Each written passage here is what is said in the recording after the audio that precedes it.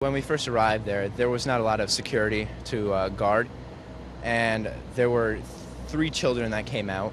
One of them had a very bloody face. It was a very violent scene, and there were two other ones that they were in the arms of a state trooper. They did not move. Their face was very pale. It was very tragic. I see you've been crying. Yes. Is it because of what you saw?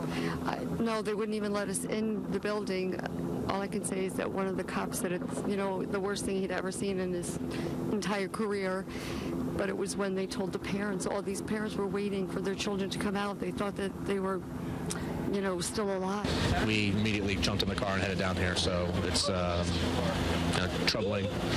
It was really kind of mayhem in the room with all of the kids and the teachers, trying to find your kid, identify where yours is, making sure that they're safe, and then trying to find out what the situation was and make sure everybody else is safe. Started with the neighbors and then the rest of their friends in school and that sort of thing, so it's... What did your son or daughter say to you when they first connected with you?